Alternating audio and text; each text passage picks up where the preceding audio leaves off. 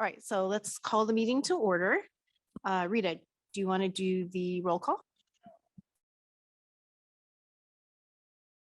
Here.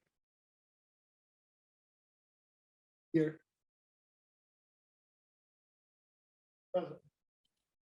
Present.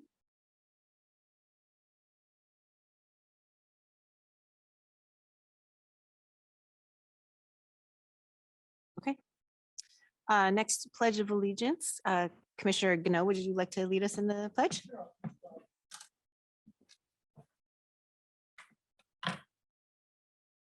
Pledge allegiance to the flag of the United States of America. The republic for which stands one nation under God, indivisible, for all. Thank you. Okay, next we have approval of the agenda. I'll make the motion. I second it. You have a motion and a second to approve the agenda. All in favor, say aye. Aye. Any opposed? Okay, agenda is approved. Next, we have approval of the minutes of our February 8th meeting. I'll make a motion to approve the minutes. Thank you. A second. Okay, we have a motion and a second to approve the minutes of February 8th meeting. All in favor, aye? Aye. Aye. Any opposed? May want to put discussion in there before. Oh, discussion, sorry. Any discussion? Sorry.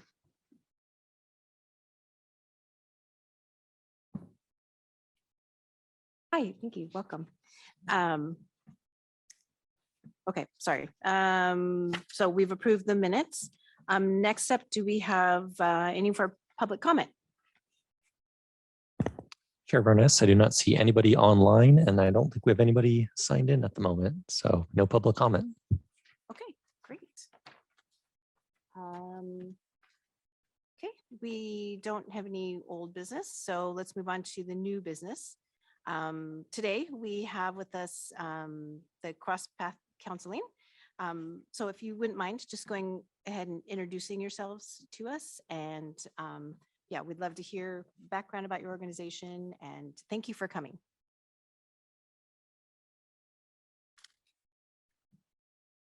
I'm Sarah Doko. I was the previous clinical director. I just stepped down at the end of January, and so I decided to still come since I've been part of the organization for the past 7 years and have managed the program that's currently funded by the city with Zach here. So that is my, and I'm also still currently a therapist there. I still see clients there.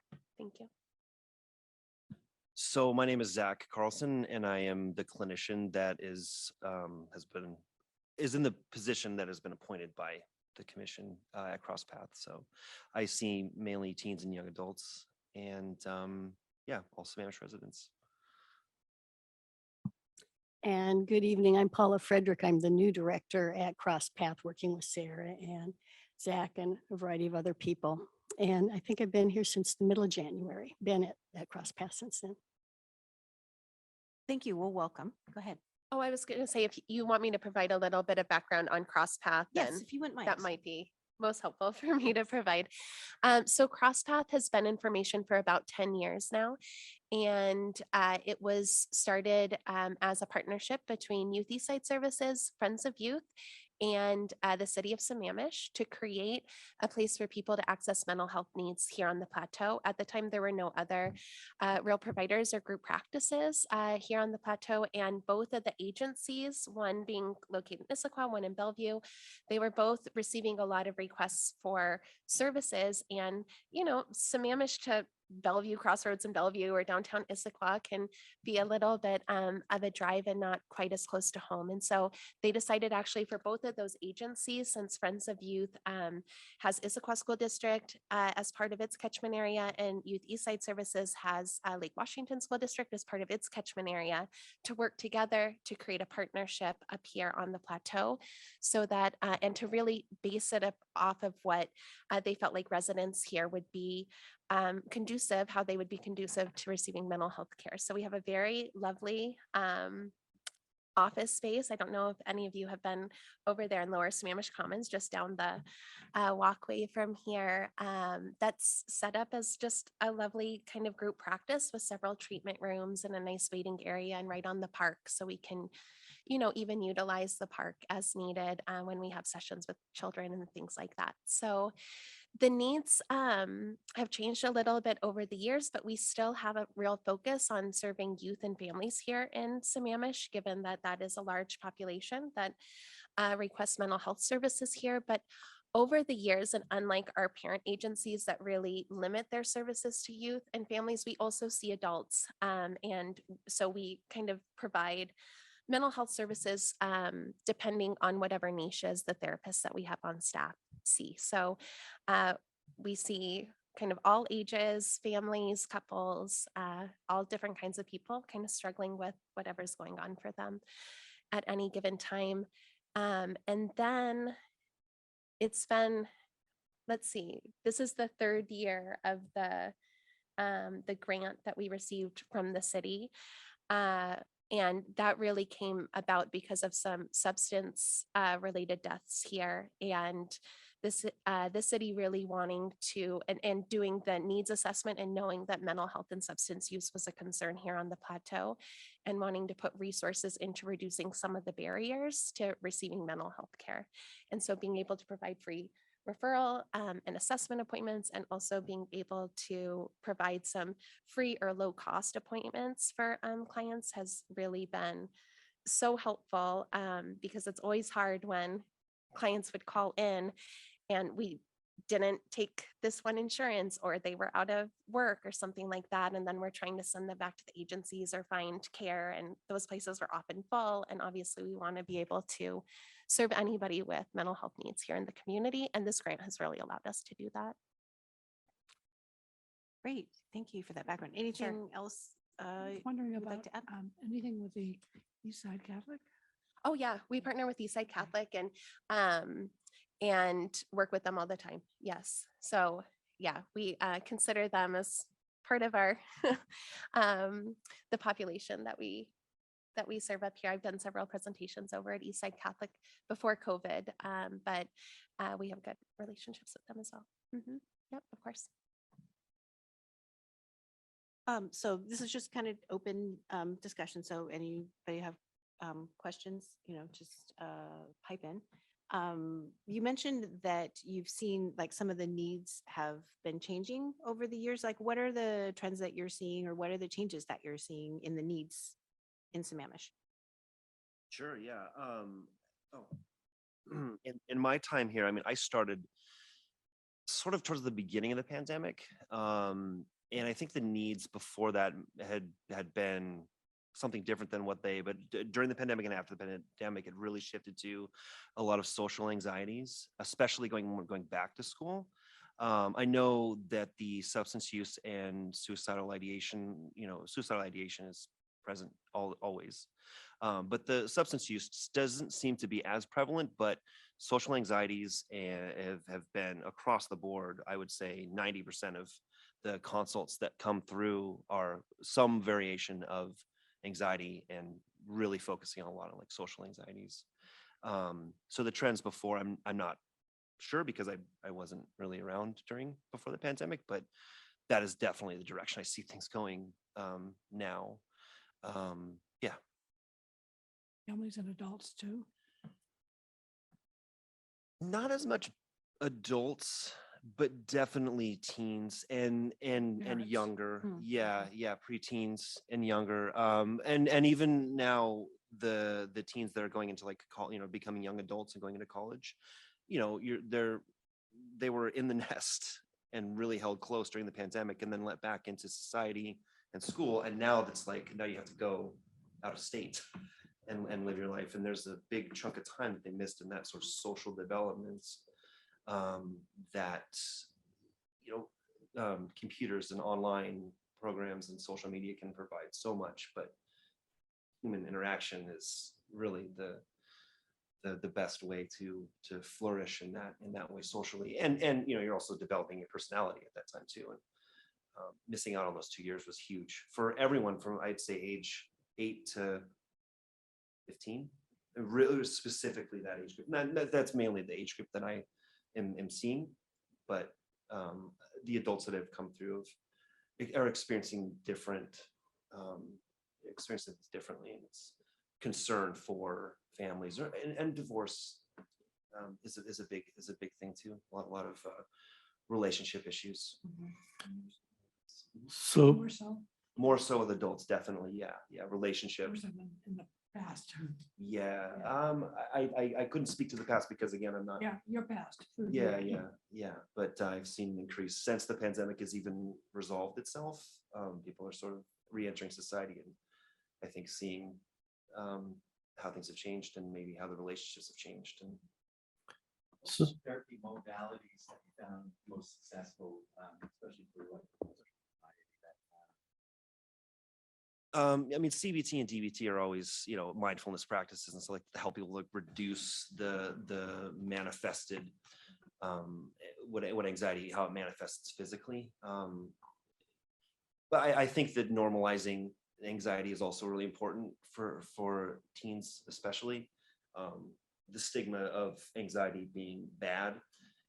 Anxiety is not great, but to certain levels, it is helpful, even at times, sort of with motivation and stuff like that. But I think stigmatizing anxiety as bad has been something that a lot of people have come in, and I'm like, oh, well, you're anxious. That's normal. I'm like, oh, it is. Like, yeah, it is on some level. So I've got 3 areas. Whoa. One, with the development of the town center, are you guys keeping your facility? Is there any talk about moving? Yes, that is a great question.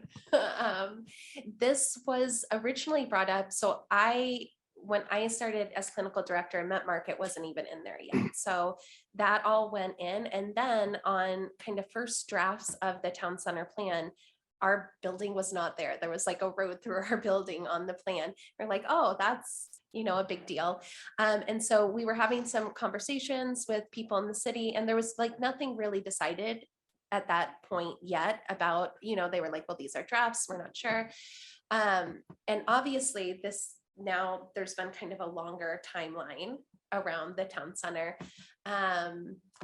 The latest version that I saw, which was a while ago, still had our building on the drawing, which I thought was a really good sign. That's a good thing. Yes, but there are questions, I think, and I don't know the current kind of like timeline of the town center, but as things maybe continue to progress now, I mean, we obviously would very much like to stay embedded in the community, and the community being as it is in terms of just like cost of renting spaces. I mean, the way that we have really been able to stay sustainable, providing mental health services, and even before we had Zach's grant, we provide sliding scale fees for many clients as well.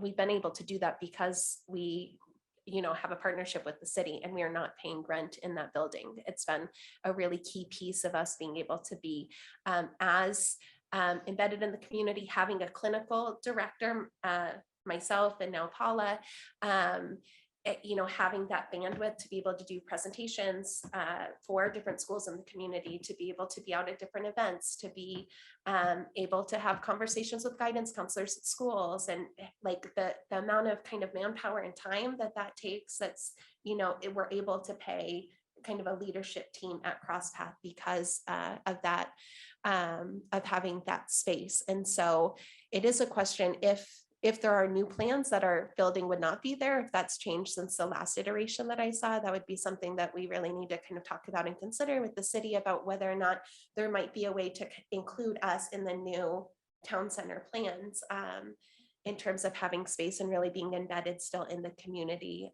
Because I mean, we have provided services to the community for a good long time. And I can't think of how many clients have come and got some services and gone away and then come back because now their other child is a teen, or now there's some other situation going on. And it's, most of our referrals at this point are word of mouth, right? Or the counseling centers, but mostly word of mouth at this point because we've been here and established for quite a long period of time. So in the past, experience was youth would talk to their peers or other youth about problems before reaching out to family members or any adults. Is there anything in the scheme of things to help educate youth on helping them to direct their peers to cross paths? Either in the school system, any kind of awareness out there, any publicity? I wonder if, I think, I really hope that there's some way that that can be in there. I think that there is still a stigma with mental health, especially in, I don't want to say especially in the teen groups here, but the pandemic helped because everybody really saw like what isolation can do to a person. But I think that there's definitely still, I know I have clients that know each other. I mean, they don't know that they're my clients, but I know that they know each other because they're in similar programs at schools and stuff. And they don't, I've asked them sort of like, any other people struggling like you are in this situation, and I don't know. It's really like, teens would keep to themselves. So I think that that's definitely something that would be interesting to think about and try to figure out a way to make that easier for teens to kind of normalize mental health. And I really do feel, I mean, the pandemic was what it was, but I think that did a lot to sort of lift the veil of everybody struggles and it's okay to ask for help. Yeah. Can I add something to ahead, that? And I'm please. so much a novice compared to Sarah and Zach, but having worked for 30 years in this field and worked in many different communities, I can tell you that that question really should be directed towards the schools themselves. Each principal and team there decides what they allow to have happen. So what I can tell you in my short time here, getting information from both Sarah and Zach, I've sent out 40 letters to different schools and talked to some principals, even a couple of superintendents from Lake Washington want to meet with me. And so we do reach out. Sarah's certainly done that before me and the prior directors, but then it is up to the school counselors, the principal, the vice principal to decide how many people are allowed in there, how many providers, what will each of them do. And so we'll certainly do our part. Let me just say that. Yeah, if nothing else, just finding a way to put it in their newsletters or their emails to Yeah. parents, just to kind of make it a little more normal to Right. ask for help. Yeah. But I would, I'm sorry, but I don't want to be picky about this, but working with many school districts for many years, that isn't up to us. That is up to the principals, superintendent, and then the principals, vice principals. So certainly I have sent and gotten back some pushback, frankly, from some schools already, and some that are very inviting. It's their nomenclature. It's their process to decide how much they allow that information. So I hope you would ask them as well. Well, I appreciate that. Yeah. I would second that too. From my experience of talking to the students, the teens, the youth, the schools definitely have, I would say, work to do on that end too. Right? Yeah, definitely. So I'm with the Disabled American Vets, and I do a lot of work with veterans, and veteran suicide rate, in my opinion, is still too high. We went from 22 a day on average to 17. But to me, that's still kind of unacceptable. I saw surveys of the high school students who have thought about suicide. Now, there's a difference in thinking about it and contemplating, am I going to go ahead and do it? Have you guys ran into that kind of situation in your counseling sessions? And what can we do in the future to reach out more to the schools or even to the parents as far as, warning signs, which aren't always available, but just, you see a difference in behavior in your child, something's going on. Is there anything that you could see the Human Services Commission doing, reaching out? And what kind of numbers have you seen? Have you seen an increase in that area or a decrease? Okay. I think it's been pretty constant. Suicidal ideation, like you said, is different than suicidal threat, is what I consider it. Is how I say it. It's when there's a plan being made, there's actual action being taken. Self-harm is also something that I think that rightfully so parents see and they get scared because but there is a difference between self-harm and even a suicidal threats. There's reasons why people self-harm, and it's to feel something, and there's an emptiness there, and there's that's the way that they can feel, and it sounds scary, and it is, but it is also okay to normalize that. And I've had clients that's all they needed to hear, like, not for me not to freak out when they say I'm self-harming, and be like, oh my God, we need to call people, we need to get things involved here. And they go, okay, well, let's talk about how we can reduce the urge or reduce the threat of that being something that you gravitate towards when you're feeling the need to self-harm, whatever's drawing you to do that. And the suicidal ideation, I think, is the concept of mortality is something I think that children in their teens are starting to realize. Grandma and grandpa are starting to die, other people around them, especially the pandemic again. Death is very much a part of their life in some level. And then things get hard. Things are really hard for kids in high school, especially in middle school too. I mean, all of the grades really, but and looking for ways out can lead people to start thinking of like, maybe that's an option. But that's not necessarily the direction they're going to go in. But it's like, okay, that's out there. And anytime that's brought up, it's like, well, we're going to keep this right here so we can see it and know that it's there. And you discuss self-harm. I had a daughter who cut. And to get to the basis of why she was doing it, I had to go through counseling, and we had family counseling, and we figured it out, and she's great now. She's got 2 kids and doing well. Yeah. She's an adult. So, but she watches her kids because, she has an autistic son who has anger issues because he can't communicate. Right. And then my granddaughter's on the spectrum. So she has issues too in being able to get along with other children and kind of fit in because she's on that border. I'm not like the other kids, but I want to be. Yeah. So to be able to have counseling available here in the city to deal with those kind of issues, I think is extremely important. And they also have it available to families. Because a lot of times it's not the individual child or youth that you're dealing with. It's a family issue. absolutely. I do a lot of parent counseling, and I wish I could do more because it's helpful for sure. Just seeing the client would be the child, and then every once in a while I'll talk to the parents and just sort of align everybody. At least attempt to. I can't make them align, but I try, and it's helpful. It most of the time it's helpful because sometimes the parents need to break the habits of looking at their child as a child. They're 17, they're almost an adult, and certain respects and certain just different ways of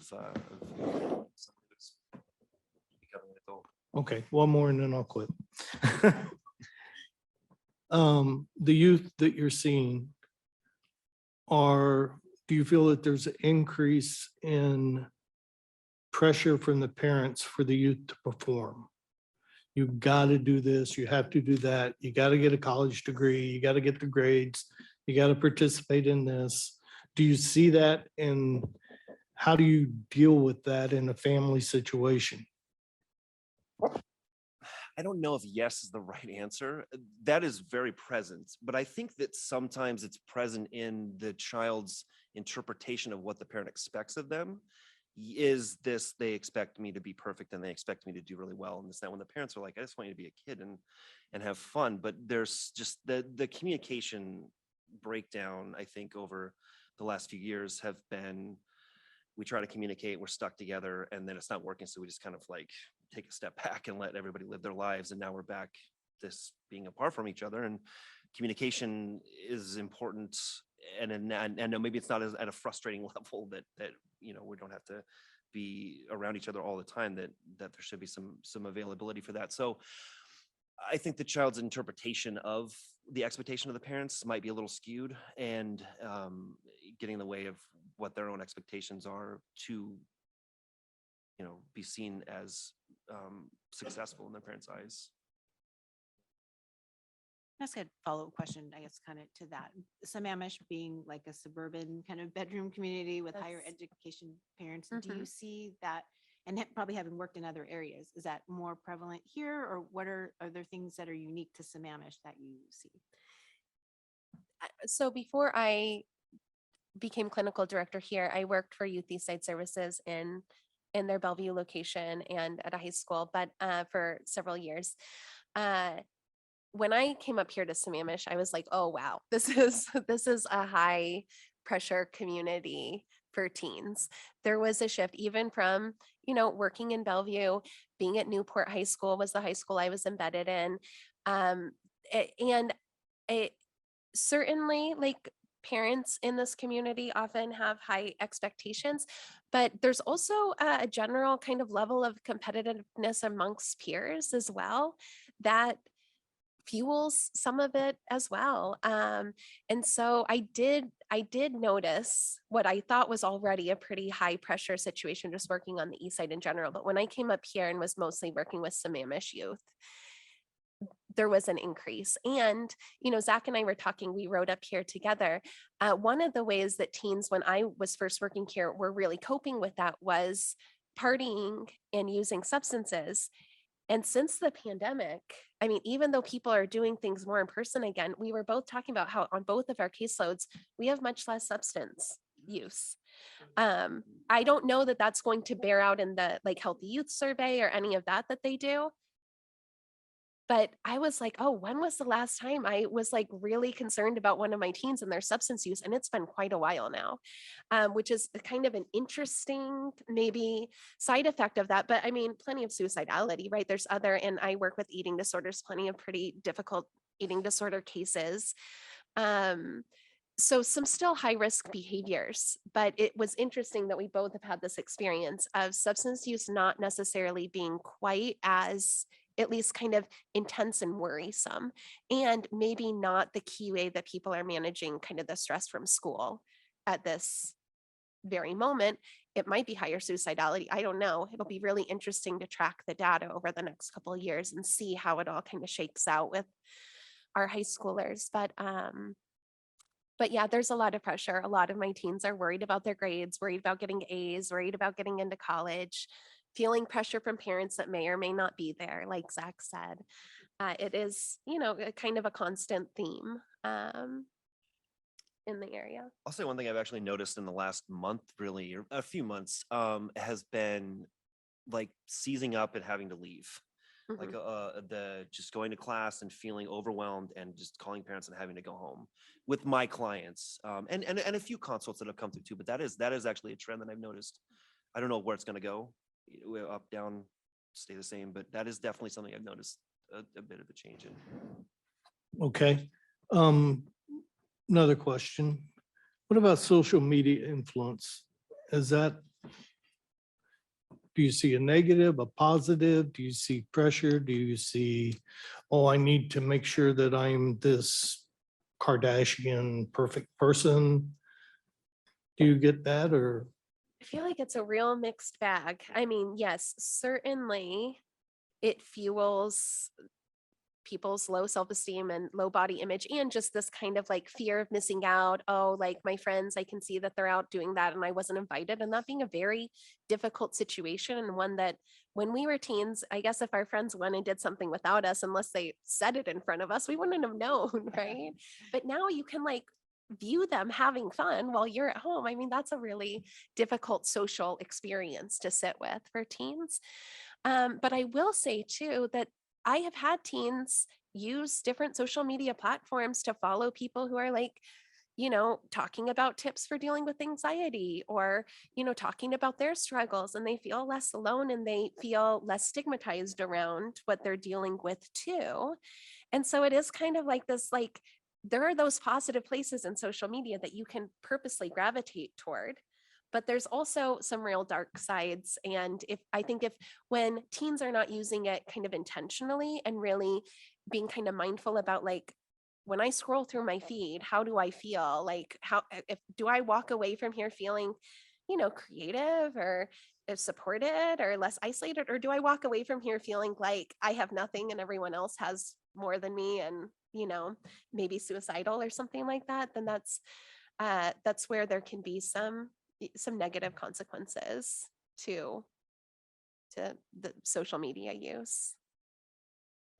A question, like, how much of the economy do you see is affecting the kids, especially like I said, with the tech layoffs and things like that? Hey, dad or mom lost their job, or, things along those lines. How is that affecting the mental health of our? I haven't really noticed anything in that there's certain, not really, nothing that stands out to me really. I will say the social media aspect though, one more thing to add on to that is that, and this is another trend that I've been noticing recently of, and I'm sort of laughing because it's kind of funny, is parents getting on social media and then reading articles on how bad social media is, and then going to the kids and saying, hey, you need to get off social media because it's bad for you. And it's kind of funny. It's ironically funny because most of the people that I talk to, it's social media has actually become, I'm gathering that it's becoming less of an influence on them and more of somewhere where they go to find information that's relevant to whatever it is that they're looking for. And one of the ways I can see how this has changed is a client of mine tried to put their birthday together, and I was like, why don't you just do Facebook and like do an invite to all your friends? Like, well, I don't use Facebook anymore. Yeah. Like, oh, okay. That's Right, right. yeah. So like, how do you do? Yeah. Yeah. They're like, well, how do you invite your friends? And they're like, well, I just sent them an invite, like a paper invitation. I'm like, so we've Oh. gone back to, I was like, oh, okay, well, that's. Well, they said like a TikTok, you could do like a TikTok thing and like send an invite that way, but it's temporary and they didn't Snapchat. check it in time, so they didn't know So they how didn't many know. people responded. Yeah. So they were like, I'm just gonna send a paper one. I'm like, okay. So Great. All right. yeah.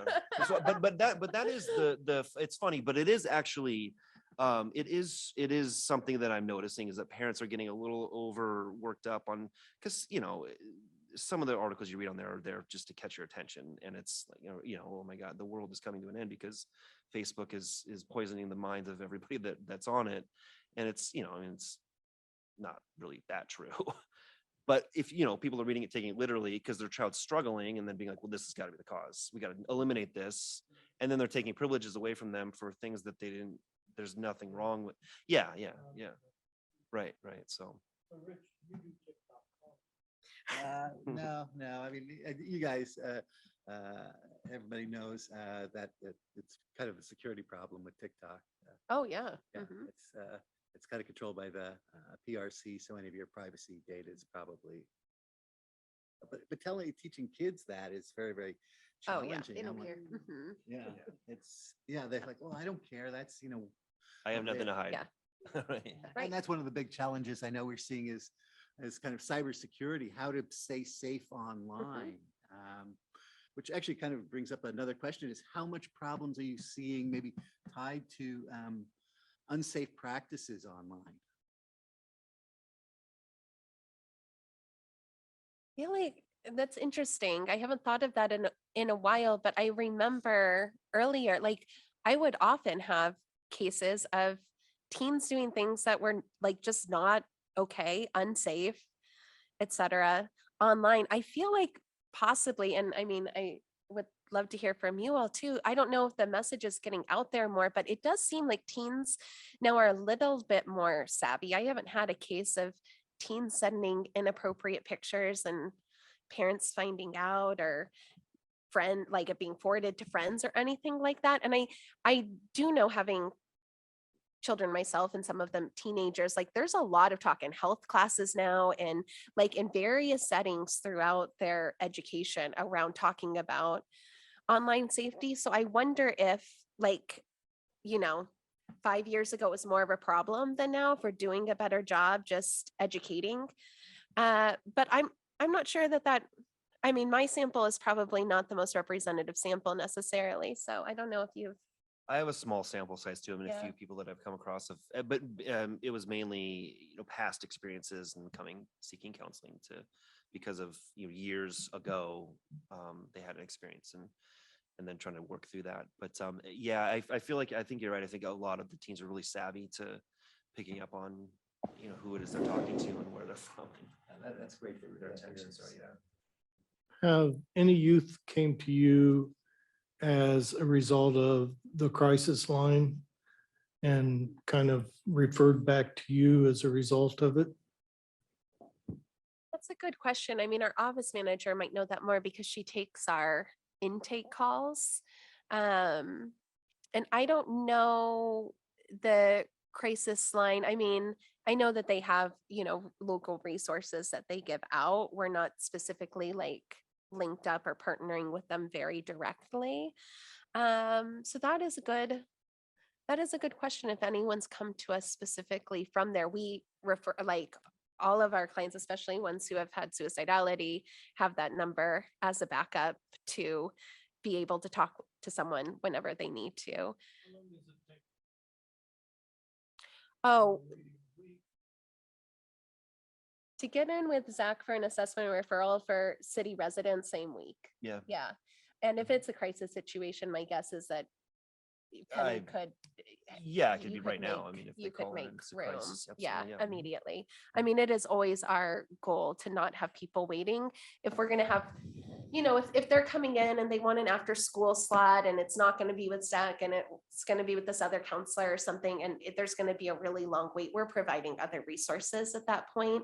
And keeping, part of Paula's job, part of Zach's job is really keeping good relationships with other service providers, knowing who's in the area, who specializes in this, who's got room, who takes this insurance. Like that's a large kind of database of information that constantly fluxes. That is also something that we kind of pride ourselves in CrossPath. Like we don't just say like, no room, sorry. Like we are working with people to try to give them resources so they at least have a few other people to contact. And I've always told people, if these places don't work out, they have room and they take your insurance, but if it's not going to work out, just come back to me. Like I have more resources than most people to go and find counselors in the area that, it's a whole system to navigate. And when your child or when you yourself is dealing with mental health issues, the last thing you need is to be trying to like figure out who's going to take Regents after school in person on Thursdays, because that's when my kid doesn't have swim practice, right? So we really aim to get people in the same week. Yeah, and with Zach always. Yeah. Would like to add, because I'm just learning all this and trying to emulate what Sarah and Zach have been doing, but you probably all know this, you probably read it all the time. There's a high propensity for long wait lists for mental health and substance abuse throughout the country.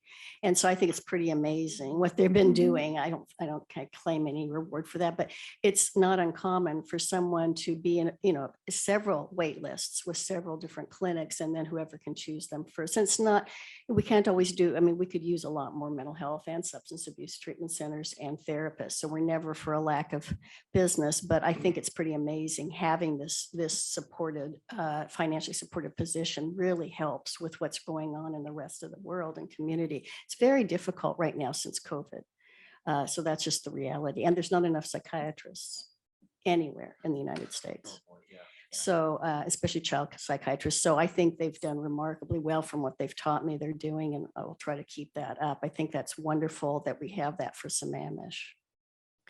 I have a question to back up a little bit, because I'm new to the commission. So I guess I just want a little background information on, it's a 3 or 4 year grant that was given. And how much was it? 2 in years at a time. 2 years at a Yes. time. And what did it allow you to do? Was it your position? And how much did that expand the whole organization? Yeah, absolutely. So, so it's been renewed now. So there was the 2-year first position, and then it's been renewed for an additional 2 years. And it really allowed us to open up somebody who, like I was just saying, like Zach has room on his schedule that if somebody needs an assessment of what's going on and to figure out if we can see them at CrossPath, if we need to make other referrals, if he needs to coordinate those referrals, it allows us to do that same week.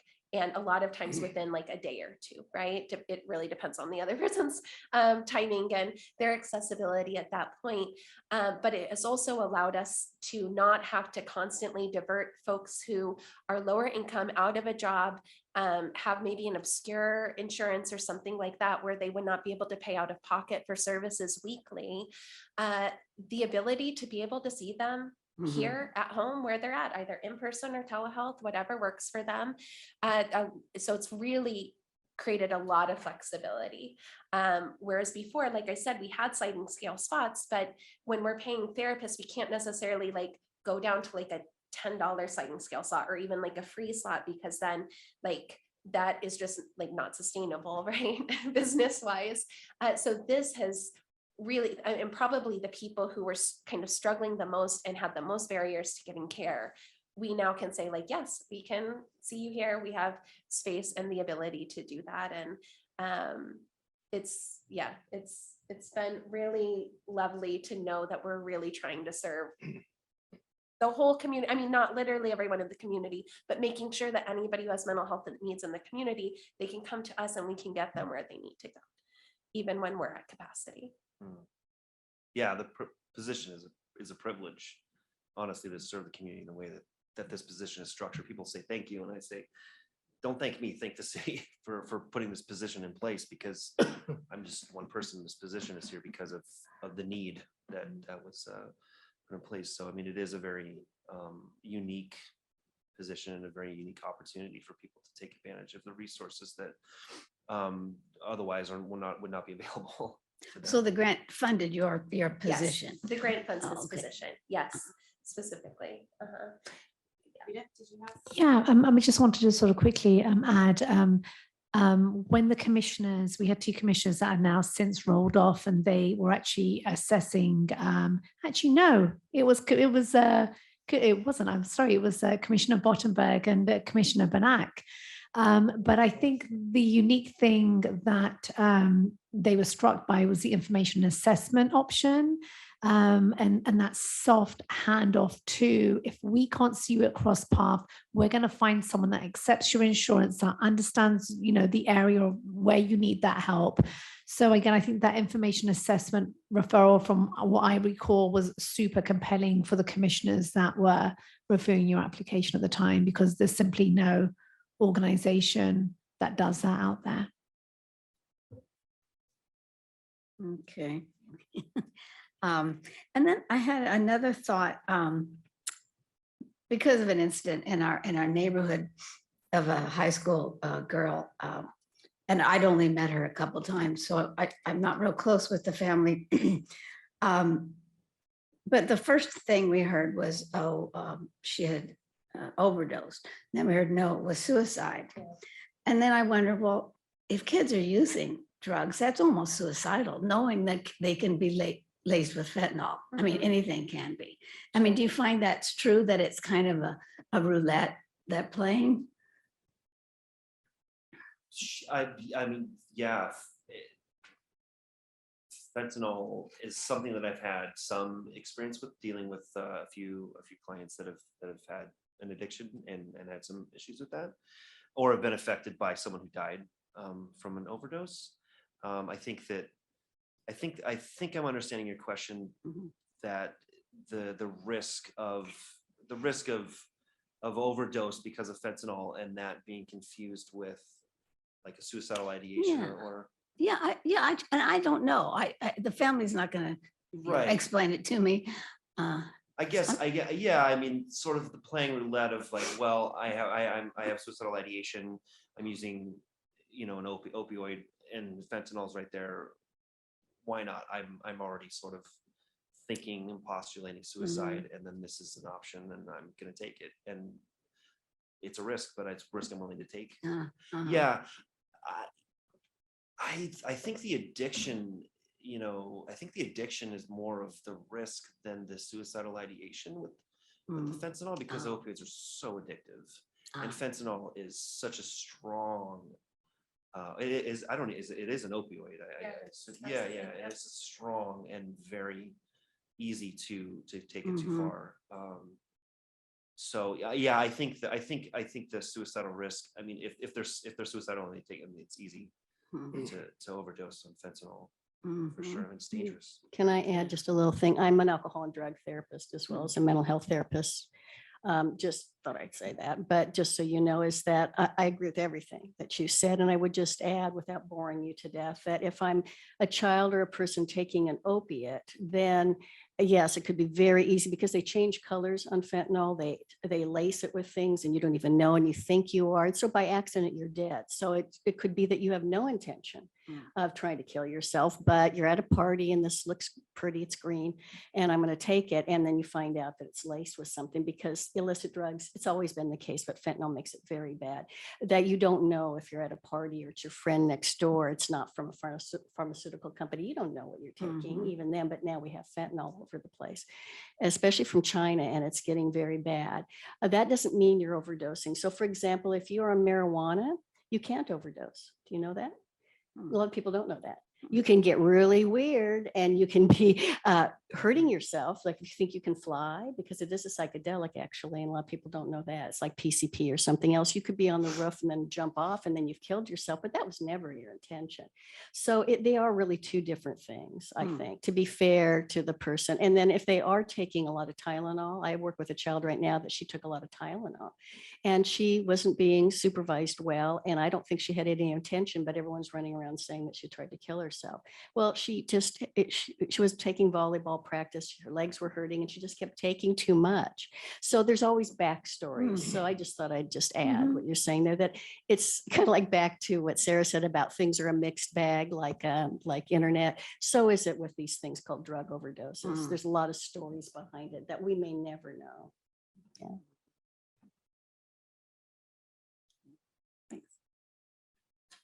So, sure. So we did have the two youth, what was it, 2 years ago from Skyline that were athletes. Yeah. Taking an opioid and it had fentanyl in it and they both passed away. So we did a program to try to increase awareness and things like that for parents. One thing that I've seen in the past, and especially with your experiences, a substance abuse counselor or psychologist, which is it? No, I'm called a co-occurring. Okay, therapist. Okay, but my experiences in dealing, especially with people who have been on the street, who finally decide they want to get straight. And I take them somewhere, put them in touch with somebody, and they got to wait 3 days. Yeah. Well, 3 days from now, Oh, yeah. they don't give a hoot. Yep. They needed it then, not 3 days from Yes. now, because 3 days from now, I've already got my fix Yep. or whatever, and I'm moving on with life. Is there anything in our program that if a child comes to you or a situation arises that you can get them help now versus pushing it down the road? Because that's when they need it, is now. Yes. I mean, generally, yes, like when I've needed to do placements to higher level of care for substance use. So we're talking like, somebody will go and have an inpatient stay or residential stay.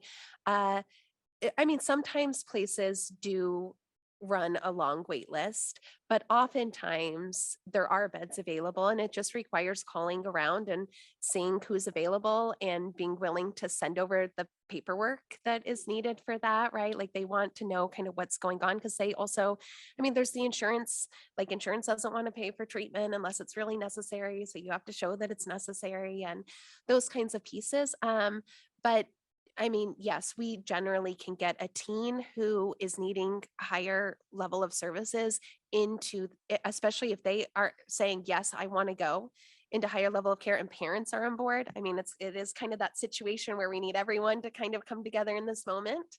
But yes, there generally are placements right now in Washington for higher level of care for substance use. Yep. Yeah.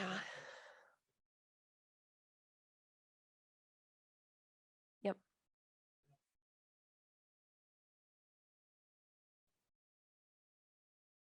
Yes. Yes. Well, right. And once we have that person there and they're motivated, I mean, then it's, like it's really about keeping that motivation and getting things like you're saying going as quickly as possible. Because if we can transfer into that place, then we know they're going to be safe. They're not going to be getting high at the treatment facility like that. They're pretty good at being able to keep everything locked down there, and they can actually get like intensive services that's needed to deal with that level of addiction, right? There's the physical component, the psychological component that, you have to be in a place where all of those pieces can be treated. Psychiatry, right? Having all group sessions, individual sessions. You want all of that there when you're talking about someone who may die from addiction. Yeah. Mm-hmm. Yeah, I had one person come through who was addicted to opioids and was using fentanyl, and I had a space the next day, and I didn't have time that day to see them, but I said, make me a promise you're going to stay sober tonight, and tomorrow we're going to meet at this time, and they did, and yeah, that was, I mean, and we eventually they did go on just with their, away from therapy, but we met for a few months and we did some good work together. But it was nice to be able to have an opportunity to say yes tomorrow. Yes, let's get you in and talk, and it seemed to work really well for them.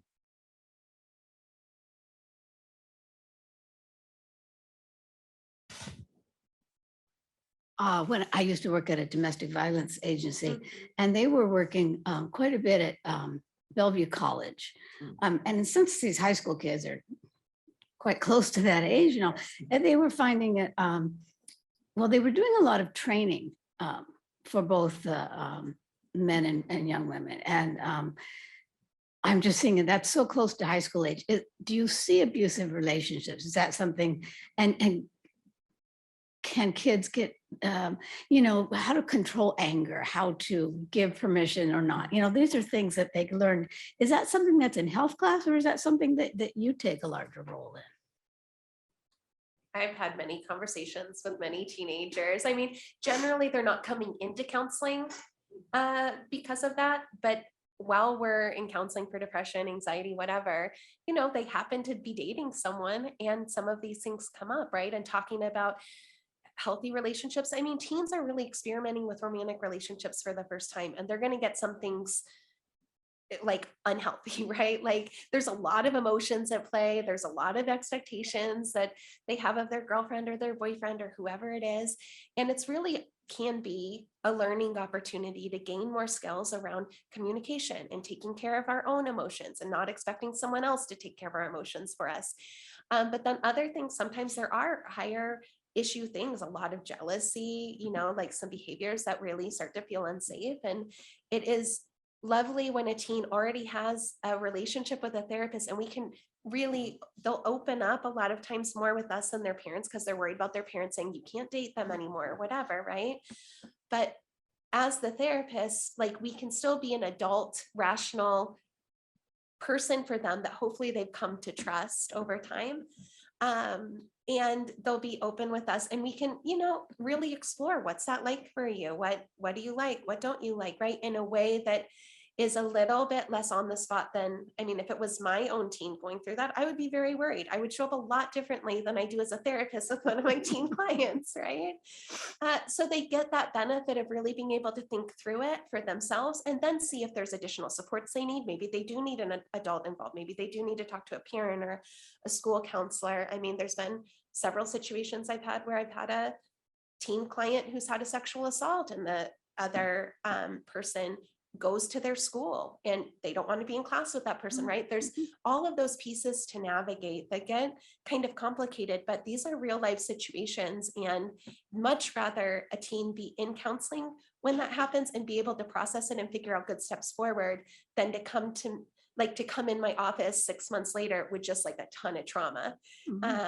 And have been trying to figure it out for themselves for many, many months. So that's something I've seen, quite a bit, and is such an important thing in adolescence to really figure out friendships, parent relationships, romantic relationships. Like this is kind of the work of adolescence, is to figure out how to be in relationship with other people, Mhm. right? And that's part of what the pandemic took away. Well, we all went inside for a while, is they lost some opportunities and some time learning those things, and now they're kind of playing catch up, right? Mm. Yeah. Do you offer telehealth appointments, and are you finding people are more coming in person now, or are they still staying virtual? As far as the consults go, I'd say almost 90 to 100% of the people want in person. Want in person? Yeah. Oh that's yeah, good. definitely. And it's kind of, I say, frustrating that a lot of the local agencies are still working mostly remotely. So yeah, I mean, it's taken a while to come back. Like personally, I had, I have an infant at home, and my wife was pregnant with the high risk pregnancy. So I was remote for a long time, but coming back in we were just talking about this, the last few months has been the first kind of like normal few months at Prospect that we're all in there. It's bustling at times. There's people coming, and it's great. And people are really, the clients, I think, are getting a sense of like the world is coming back to life. And And they can see other people in appointments and like, I'm not the Yes. only one. exactly. Yeah. Mhm. A huge part of that, I think, is normalizing if I see other people and people their own age too. Yes. Yeah. Yeah, definitely. Most of my clients have returned in person. I still have a couple that prefer online or with their work schedule, or people will now have a cold and they'll stay home. And actually that's like a really Great. lovely Yeah. situation, right? As we now have this option and we're all set up for telehealth, and I don't have people coming in and, maybe being like, oh, it's just a cold, but then I also just have a cold the next week, right? It's like this very nice option to all try to keep each other a little healthier. Some of the stuff too with the teens specifically is the issues they have that they would need to talk about are with their parents, and their parents are working from home now. A lot of that's changed, so they can't talk Mhm. at home, so they want to come in so they can actually open up. So I've had 3 clients that have been pretty long term, Yeah. that we have done so much work in the last 2 months as opposed to the last year. It is amazing, just because we've already built rapport, so we know and trust, and then it's like, okay, this is what's going on. I'm like, oh my gosh, so the signals you were sending me, I didn't really understand. You And can now pick I them up get it. because you're in person. And you can Yeah. see more of it. Yeah, and it's leaps and bounds we've worked in the last 2 months. It's been really good. Do you have any group counseling sessions? Or do you find that they trigger off each other in a group situation? Oh, I mean, groups are great. We currently don't have any groups going at CrossPath, but I know there's been talk about getting some up and going. I mean, sure, like whenever you get teens together, there's a possibility that someone says could, it be difficult or something for another group member. But by and large, I mean, there's the opposite is happening, right? Which is like they learn from each other, they go and they come back with their own examples, and teens like to hear from other teens, right? Like we can infuse some things into there, but their learning comes more powerfully from other peers, and we can guide that. Yes. Yep.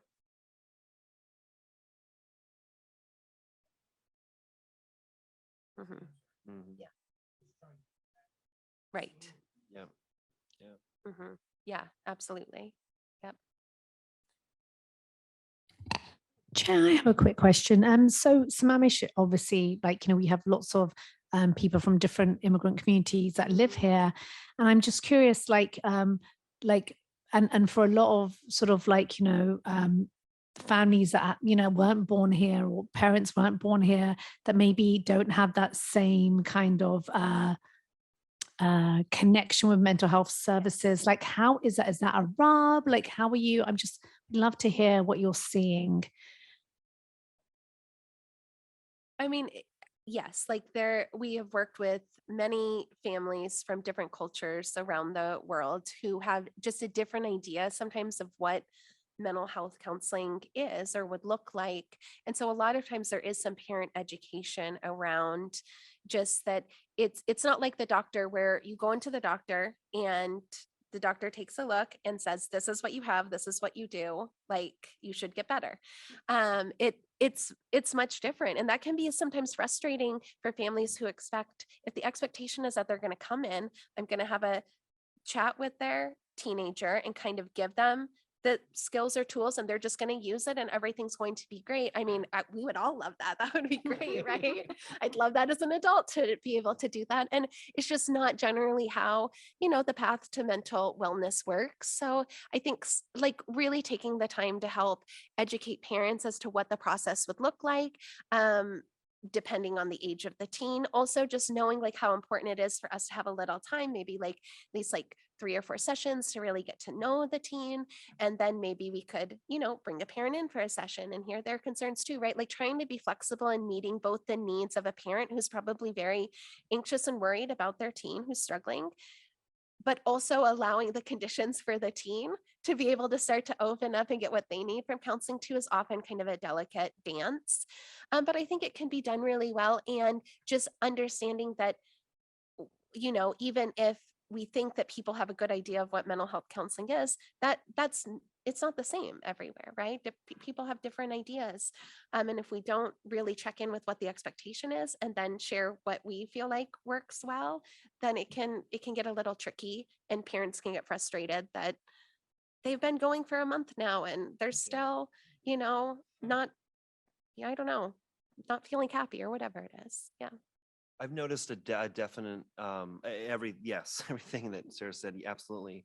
But I've noticed one thing too that's interesting. An interesting dynamic is that the parents were born, here, and the children are born in this country. So you have a multicultural home, right? And there's a lot of resistance in parenting tactics towards the children that that worked for them where they grew up, and it doesn't work here. It doesn't work like that. You get an individualistic society and coming from a community-based society or culture, and it's just different. It's different, and the resistance and pushback is challenging for sure. And the education is so important for the parents on that, of like just saying that you live in a multicultural home, period, and that is like, oh yeah, that makes total sense why we're struggling so much. Yeah, I've had a few conversations with parents. That's just it, I've seen that light bulb go on. And yeah, but it's still a struggle for sure. Definitely. And expectations in different cultures of the children's performances in school specifically is definitely different with different cultures and whatnot too. And that's something that I've noticed a trend in, I guess. So you mentioned groups and talking about offering groups. So that would be one type of service that you don't offer that you've maybe talked about. Are there other things or other programs that you have considered offering or that you would like to offer in the future? Yeah, go for it. Yes. Sarah may have some things, and she's been wonderful about sharing what she's been doing or what she was thinking of doing so that I can kind of keep going with it. One of the things that I would like to try, at least, it doesn't always work in every community, is a multi-family systems group where we got several parents helping each other just like kids can help each other, but parents have an opportunity to get some education, psychoeducation, continue it, they probably have had some, and then talk specifically about their family systems. That can be an interesting idea to try. And then I'm somebody that's very big on groups, and so I'd be happy to talk to anybody, any of you or anyone else, and Sarah may have some ideas of things, or Zach, that they may want to have tried but haven't yet, since we're coming out of the COVID, that I'd be happy to talk about whether I would do it or have somebody else hire to do that. But I think group therapy has a very important place, but also it can be maybe not group therapy, but more psychoeducation. You can do group therapy where there's more process, and then you can combine it with psychoeducation, which I guess you could call more like a lecture series. And I could see us doing both of those things or combining them based on what the community would like to try and what they feel is missing. Yeah, psychoeducation I think would be a tremendous help, because you go online and you look up what is anxiety. There's 1,000 directions you can go in, and depending on where you're looking, it's some of it can be misinformation. So yeah, I mean, I think that would be really the great place to go. Like a series for parents or a Yeah. series or something like that. Absolutely. I mean, just saying like anxiety is not bad. It can, if it's debilitating, but anxiety is, there's a reason we experience that. Right, yeah. I was rereading the proposal of last spring that you submitted. And I was curious about the 7 Challenges program, which is 12 group sessions. Is that something that's happening now? Or? It's not happening on site.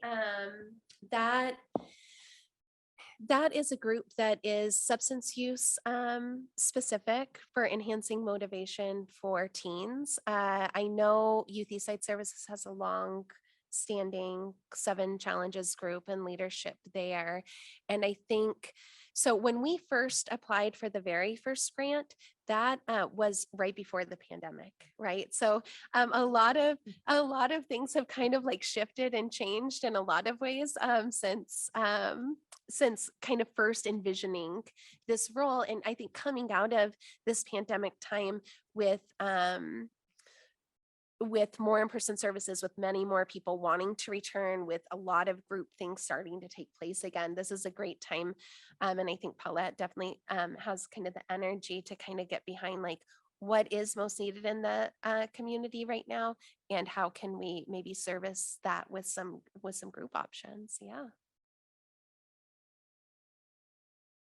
What does cognitive behavioral therapy work? I've heard enough about from David Downing on Sure. the one I can't pronounce all this time, dialectical Behavioral therapy. Yeah.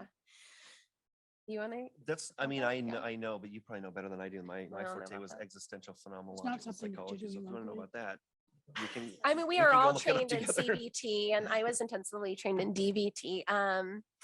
But both of those are, I mean, they both really help people kind of figure out how their thoughts and their behaviors and their feelings kind of fit together, right? So both of these kind of schools of psychology are kind of a skills-based approach toward helping people understand what is going to help them within this condition. And so there's like CBT for anxiety, there's CBT for depression, there's CBT for trauma, right? Dialectical behavioral therapy is really interesting and is kind of I think it's called a third wave behavioral, with cognitive behavioral therapy being second wave.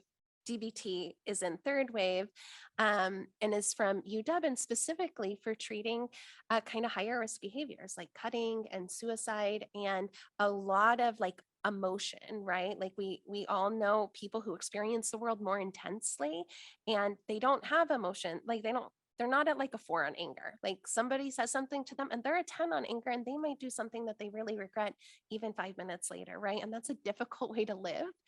And so like especially in DBT therapy, and that is a therapy that has groups and individual sessions depending on how you structure it, but you're really trying to build upon somebody's skills that they're practicing and using to make life a little bit easier for them, right? And I would say that, CBT is similar. It's not quite as like there are this set of skills and this set of skills and this set of skills. It's a little less structured than DBT, but they're all aiming to really help people understand better how these things fit together for them. Like what we think, like if somebody knocks into me at the store and my first thought is like, they did that on purpose, I'm going to have a different reaction in the moment. I'm going to have a different feeling in the moment than if I notice that, their toddler is running down there and they're trying to get to their toddler and they accidentally bumped into me, right? Like how I'm perceiving that is going to change my reaction. And at any place on that, whether it's the behavior or the feeling or the thought, if we can intervene in that in some way to decrease the anxiety or decrease the depression, then we can help people feel like they have a little bit more control and agency over these situations that are giving them quite a bit of difficulty, whatever realm that difficulty is in. It's also just like, it's easy to study because it's so structured. So you will see like a lot of things in literature about like, you got to do CBT, you got to do DBT. Some of these more structured therapies, they're just easier to actually outline and do research on. There's lots of different kinds of therapy out there. I don't know anyone that doesn't use some CBT and DBT, but really, and I think especially with teens, the relationships we build with them, I mean, that's without that, like you can't tell them you can't give them any skill and have them try it if they don't like you and trust you and think that you might have something to share with them, right? So those things are all great and they are evidence-based and we do use them every single day. And what we spend a lot of time doing is just talking to and connecting with and helping reframe, situations for teens. Yeah, and young adults and adults. I mean, these are things we all struggle with. It's not just teens, but work with a lot of teens. Yeah, Mhm. yeah, absolutely. And I think the relationship end of it is the most important with teens. I mean, I had worked with mainly adults before coming here, and teens, I was sort of like, how do I connect with teens? And Sarah was like, just sort of like relax a little bit. I'm like, okay. I mean, and it is so, you have to be casual with teens because they have to not see you as threatening, which I'm just sort of kind of throw myself in there a little bit. I don't try to be anything specific to them. I just sort of kind of, how's it going? How's your day? What's been going on this week? Not with the pad and paper and Right. pencil and be like, so, Taking out a worksheet. I mean, it just doesn't go over goodbye. well. Yeah, the defenses go up and it's over. So Yeah. you might as well just Like sit there work it in. silence. Yeah. Yeah. Yeah. Connection, building relationships, is the most important thing from what I've noticed. Building trust that way, and then they will come to you with things that are going on. They will provide you with the information that you need to help them. And it typically doesn't take that long. It doesn't a few sessions here and there.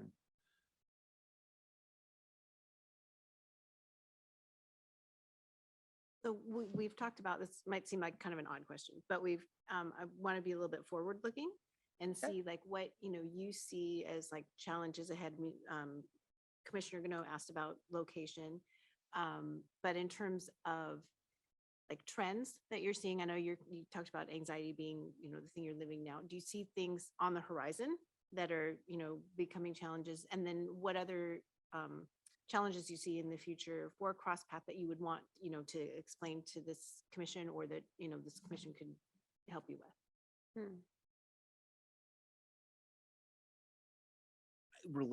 I think relationships is going to be something that's going to be coming up. I don't know how long down the road, but I feel we're not talking like major abusive relationships going on with parents and stuff like that, but parents having trouble, having hard times, and children seeing that. And I mean, the divorce rate has always been on the rise. But I think that is affecting some of the people that I've seen, ability to formulate healthy relationships in their life with just friends, even people that they trust, and understanding what that means. Like, what does it mean to trust somebody? Like mom and dad don't seem to get along, and I don't, they're sort of like the barometer of what a relationship looks like. And if that's, then I don't even trust the world at times. So I think that's going to be something.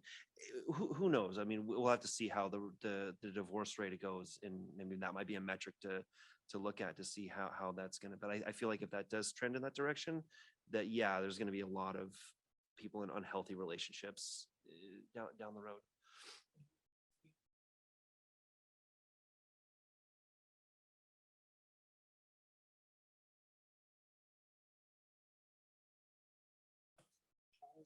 Mm-hmm.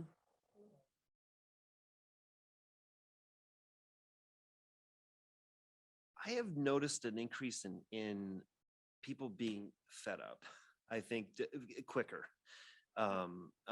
children and adults having a much shorter fuse, and I don't know if that's just because of that anxiety that's a little bit more present in social, and stress of going back to the normal life that was before COVID, and now it's like it's not that life anymore, it's the new norm. And there's a lot of frustration with that, and we all lost a portion of our life, for a couple of years, and some people are not understanding how to handle that and how to move forward with that. And I think that there's a lot less what's the word, I want to say resiliency at home with parents, but I just think a lot less patience. Yeah, that's the word, patience at home. Yeah. Yep.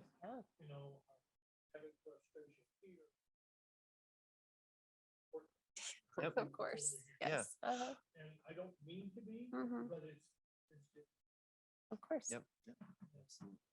realize that means Mhm. Yeah. Yep. I mean, with that said, I would almost say even anger, anger problems might be something that people are not having those formidable years on how to interact with people Mhm. face to face. It's easy to say something to somebody online and then just turn your computer off and you don't have to face them ever again, right? But Mhm. yeah, but you can, Yeah. doing it in person, it's a different story, right? So, yeah. Another thing I think that has been a trend with young adults and even adult clients who have gone through the process of divorce is the like real difficulties in dating in this kind of day and age. Like that has been a theme that has really grown the last, I'd say 4 or 5 years. Like just, there's so many apps. There's so there's like and yet like it's so much harder, it seems like not I've not been in the dating world for quite a while, but it seems like so much harder actually to be able to kind of match up with someone and have it go to a place that feels like, oh, this could be something, right? Like we're in this age of like seemingly so many options without people really feeling kind of connected and excited about dating, which I mean it's been an interesting trend. Like the more accessible dating has become, like you can do it from your living room couch, you don't have to like go out anywhere. uh it it has created and it's created like kind of like a lot of self-esteem problems for people wanting to like look a certain way but then being worried that their pictures aren't accurate reflections. There's a lot of anxiety inherent in dating in this way that is I think probably going to I think that there's going to be a need for services around that just because people still really want to have partners and Yeah. to yes. Yes, right. There's always something else. Yeah. Yep. Yep. Right. Oh yeah, For sure. sure. Yes. Yeah. Right. I think that has something to do too with the pressures that they put on themselves to succeed. It's like I should be able to do this now. I should be able to do this, Mhm. and it's like the work you got to put work into Yeah. to getting there. Yeah. It's like that's great. You have a plan of where you want to go for college, but how are you going to get to that? What classes are you going to go through? How are you going to build your portfolio to get into that? Yeah. Oh. Yeah. Mm-hmm. Yeah. Yeah, sure. Right. Or you order it before you even get there, right? It's waiting on you. Yeah. Yeah. Mhm. Yeah. I would say overthinking is a trend, but I just feel like that's always there. Yes. Mhm. Overthinking, definitely. Yeah. A lot of.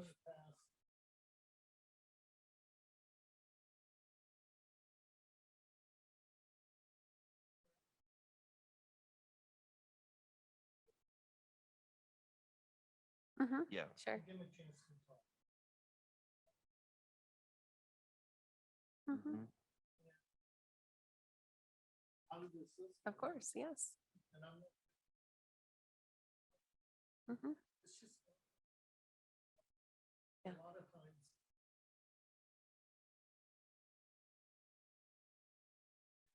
Mm. Yeah. Yes.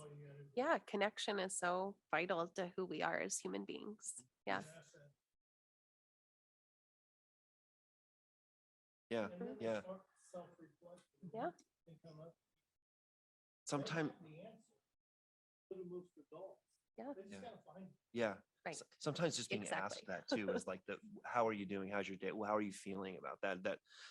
I just talked to someone today about that. It's like they were asked that by someone at school and they were like, I don't even remember the last time someone asked me that outside of you or my parents, like, Mhm. yeah. Yeah, sure. Right. Right. True. Yeah. You foresee, like I said, maybe in a future grant, maybe more resources toward the psychoeducation, like I said, is, something to put that in a future grant or something like that. Hey, we'd like to go out and, start teaching, here, anxiety is normal, or, how to deal with the multicultural families and things Mhm. like that. Yeah, yeah. Yeah, absolutely. I know what Eastside Catholic, they do a wellness week, right? Isn't that coming up soon? That's a good question. I forget their timing. Yeah, I feel like it's spring. That was last Mhm, year. It was last spring. year. Mhm.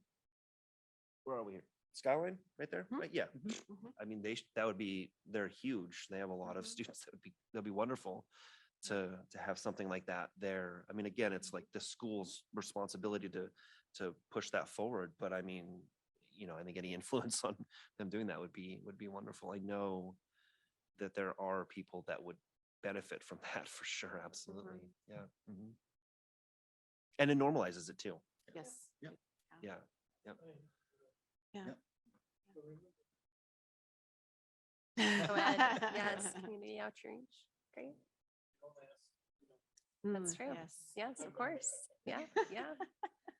And the city council's been very, very supportive on the Yes. mental health. so Oh, yeah. It's been really lovely. And I think, the city did that needs assessment and it did come back as, needing more mental health supports. And a lot of times it can seem like sometimes in cities, like that data is collected, but then nothing is done with it. And it's just like really lovely to see like really specific things actually happening and coming to fruition. And, I think that's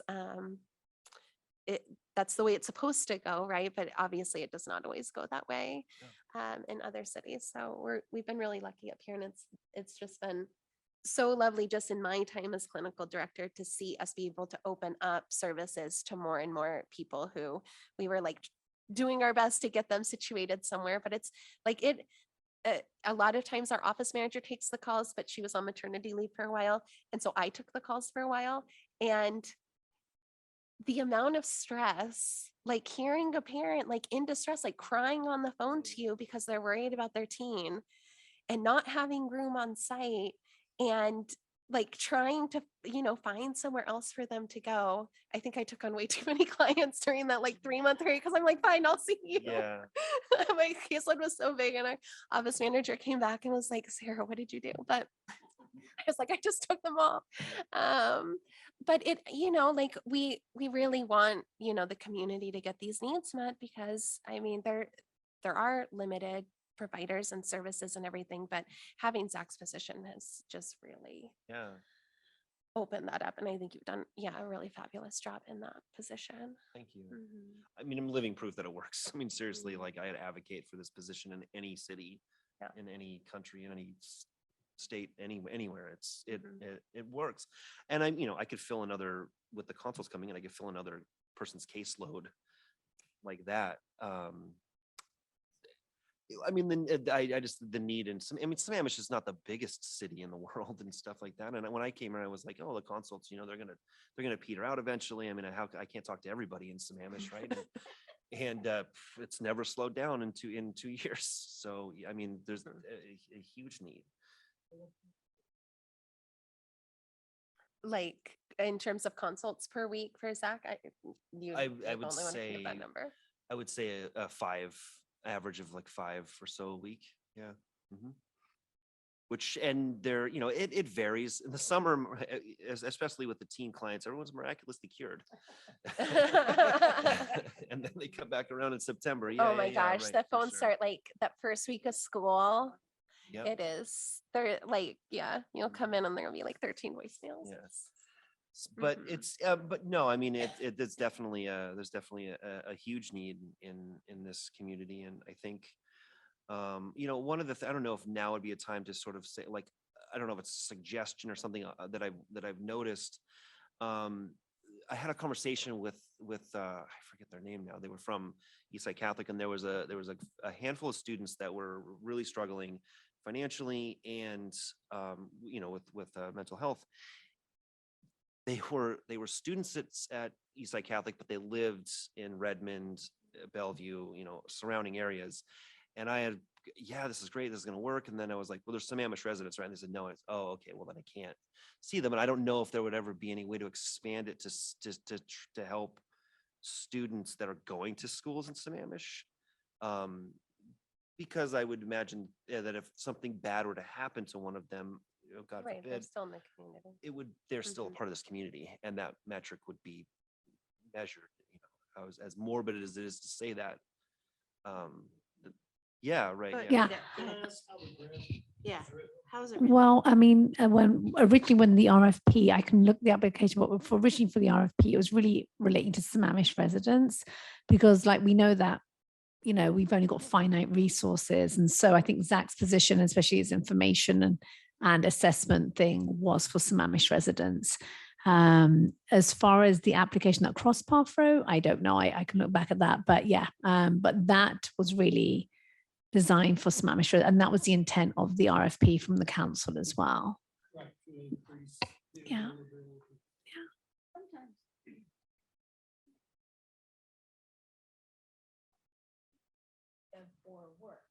Sure, right. Yeah. Yes. Yeah, Right, that would right. be a good thing to consider. Yeah, Yeah. if there's, yeah.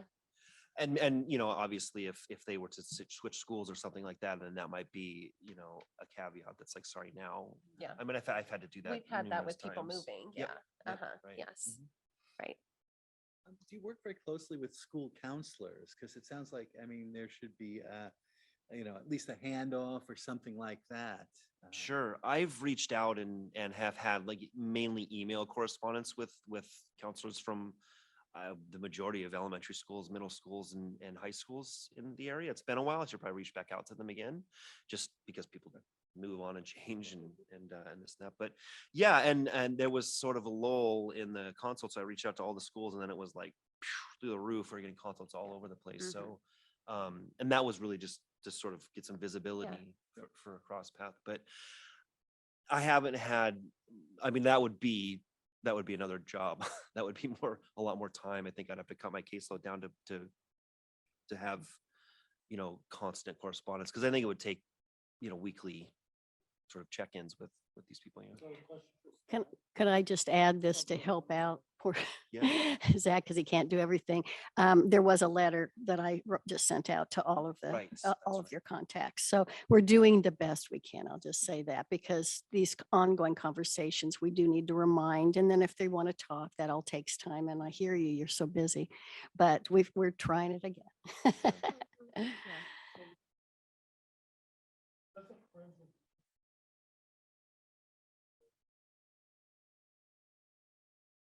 Ability to reach out. Well, yeah, I mean, because we've got 3 school districts, but yeah, Friends of Youth for the Issaquah school side and Youth Eastside Services for Lake Washington. So I'm assuming that councillors know about, they obviously do know about these organizations. And so what was your question, Commissioner Gunner? Yeah. And yes, and then we are also in, obviously, with Friends of Youth and Youth Eastside Services that own us. And I have in the past, we always try to make sure that whoever's doing the referrals at YES and Friends of Youth as well also really knows about CrossPath, because we don't see them day to day, right? Like I have a ton of past coworkers at YES. I never see them. I'm not at that office ever. But so that they know that we are here and that we have room and that we're taking referrals as well. So sometimes, yes, the schools will refer to the community mental health agencies and they'll be like, oh, Sammamish, call up to CrossPath. They have some room and they'll be right near you. So sometimes it goes that way. It's a little roundabout. It just kind of depends, because sometimes the school districts, I mean, they have certain guidelines or rules on who they have on their, you know, contact list, or they are prioritizing the community mental health agencies because they have the most robust services, or, you know, like both YES and Friends of Youth. I mean, they have much larger teams and full substance use departments and mental, right? So it's not a bad thing for them to end up there first. It's just, we always make sure that they also know that we have room, and that when we have room, sometimes we do have to tell them that we have room. Yes, right. Yes. Mhm. Yeah.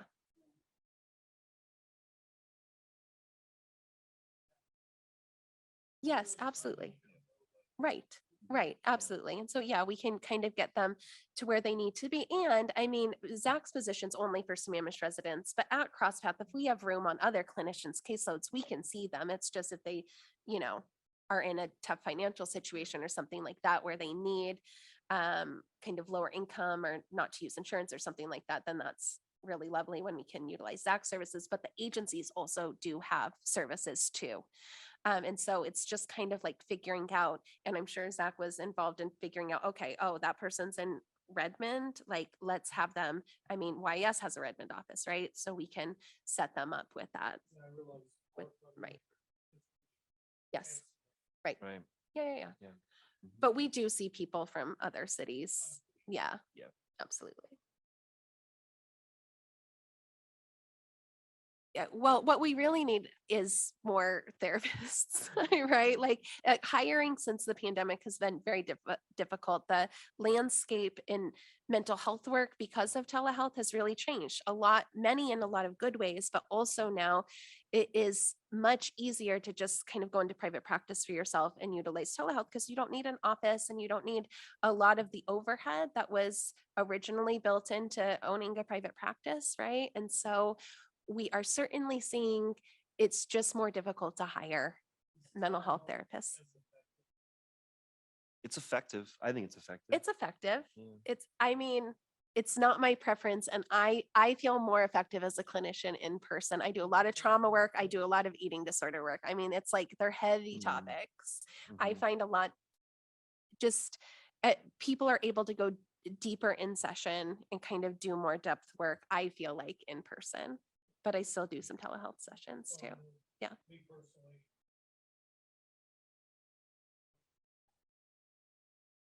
Yes, right. Yes, Mhm. right. Yeah. Yeah. Well, and like Zach was saying too, like we don't know on telehealth, like obviously we have conversations and we talk about creating a private space and all of that stuff, but sometimes we don't know if something's off, like has somebody just walked into the room? Like we Yeah. cannot control the Yeah. environment. And even if it's not that, like I've worked with parents before and like a kid needs something or The pet. somebody comes to the door or the pet Yeah. is throwing up on the carpet, right? Yeah. Like there's a lot of interruptions or there can be in telehealth situations, not on the therapist end. We should be creating a professional environment on all our end, Yeah. but obviously, exactly, Yeah. right. And so we can't control those elements the way we can in our in-person office with privacy, soundproofing, all of those things that go into creating a safe place to do therapy. Yeah.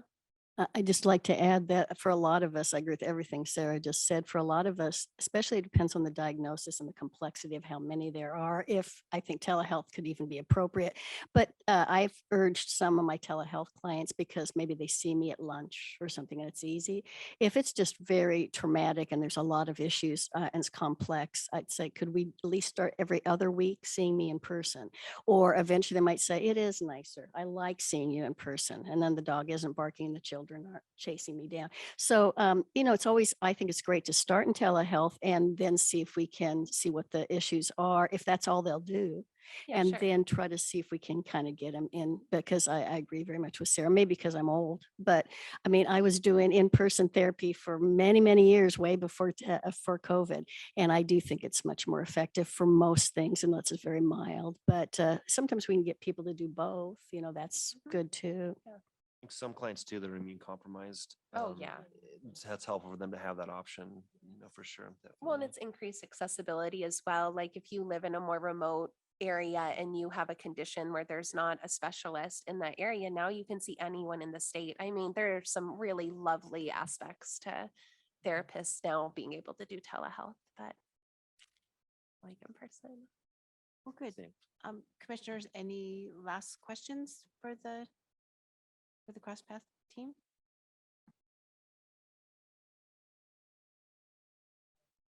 I appreciate it. No, if you have more questions, no? Okay. Thank you for coming. Yeah, I Thank was just you. going to ask Great you, to was there meet you all. anything that we didn't ask you that you wanted to convey? I don't think so. The Sammamish resident student situation, the only thing I wanted to bring up. Yeah. Well, thank you very much for your time. We really appreciate it. Thank Yeah, you. absolutely. And if any of you haven't been to CrossPath before, I know Paula's director now, but I'm sure she would welcome you Oh, all to come yes. and see our space and our area there. It really has been set up just really nicely for people to come in and feel very welcomed. And it's a beautiful, wonderful space that I hope does not get taken down with the town No. center. I think that's a very important point. Oh, come on over. Yeah, Yeah. please Yeah. come visit. Yeah. Right. I mean, it's like, yeah, like kind of, yeah. Field trip. Are we there? Are we not? Don't forget about us. I know there's not other Yes. buildings there, but Yeah. yes. Well, Yeah. we would like to stay. Yeah. So I just want to add, I agree completely with Sarah. Please do come visit. Mhm. And, we'll show you around, get you a cup of coffee, whatever you'd like. I give you a free consult. Yes, you can always talk There to you Zach. go. He's fun to talk to. He's a fun guy. Yeah, yeah.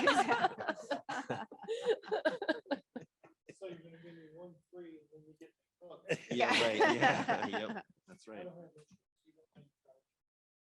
No, unfortunately, we don't. That is a really hard one to be a network with, unfortunately. We did do a single case agreement once for a TRICARE family. It was a real pain in the butt, but we made it work. They are difficult to work with at times, unfortunately. Well, thank you. We Yes. appreciate Thank it. you. Yes. Yes. Thank you so much. So, Rita, I was going to ask, in the last cycle, we had like a Google sheet or something that we put our notes into. What are your thoughts on that? Or Mike? Would you like Yeah, us to I do that mean, again? that's a great point. So we can maybe like set something up and then you can just thank you guys. Thank you so much. Cheers. Thank you. So it's up to you as a commission. Like if you would like somewhere where you can kind of record your takeaways. If you find that helpful, we're happy to set that up again. I found it helpful, but I don't know if others would find that. Yeah. If you wouldn't mind, okay, Yes. right, yeah. So if you could set that up, I guess fairly quickly, and then we could put our notes in. soon.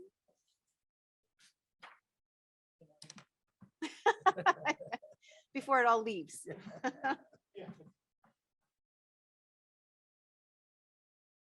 Okay, thank you. And I realize I did not have us introduce ourselves.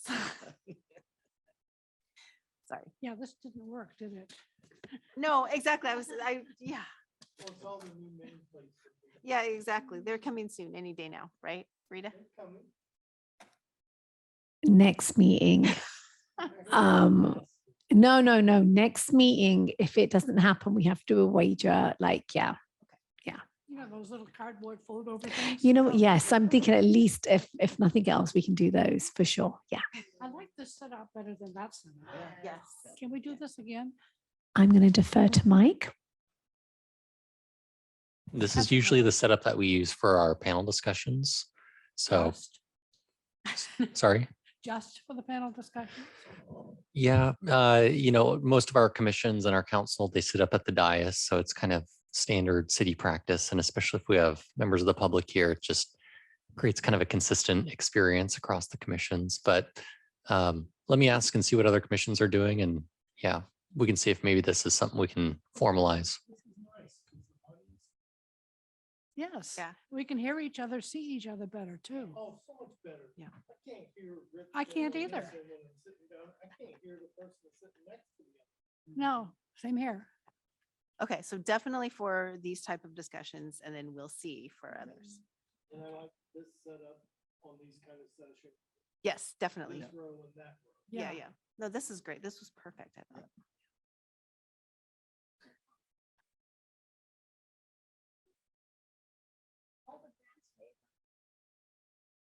Yeah, yes, we can provide that to you. Absolutely. Yes. Of course. Yeah. No, we're happy to, like, both for you and Commissioner Keller, we can kind of like do a kind of historical, we can provide that documentation for the last grant cycle, the current grant cycle, and any other information you might want if you want to look at applications or whatever you may need. Yeah. Okay, for sure. Yeah. Yes. Yeah. Yeah, but that's what, 6 years old now. Yeah, Mhm. maybe next We had week, talked would about it, that be, next time, I know they've got a TBD, it's maybe make that our discussion? Or do we have an east side, whatever it is? The forum thing. Yes, so next week's is a TBD. that We was joint. haven't, I don't believe that's going to be happening, the joint commission meeting. So yeah, we just have to revise that because logistically trying to get 5 cities to agree. Yeah. Yeah, Was it They exactly. didn't want to come here? Exactly, yeah. Okay, the next item is staff report. Rita. Right. Okay, good evening, commissioners. I'm happy to announce that Indian American Community Services are going to have their first senior session on Wednesday, March the 15th at Beaver Lake Lodge. I will be sending you all an invite to that. And it's from 10 to 2. So if you're around on Wednesday and want to drop by, please come by. And there's an Eventbrite registration that I believe as commissioners you don't have to fill out, but just let me know if you'd like to attend. We'll also have Deputy Mayor Lamb there that will be saying a few words. And just, yeah, it's exciting. And just Mike and I would just like to thank you guys as a commission for reading applications, for deliberating, and for Chair Van Ness for you making the recommendation to City Council.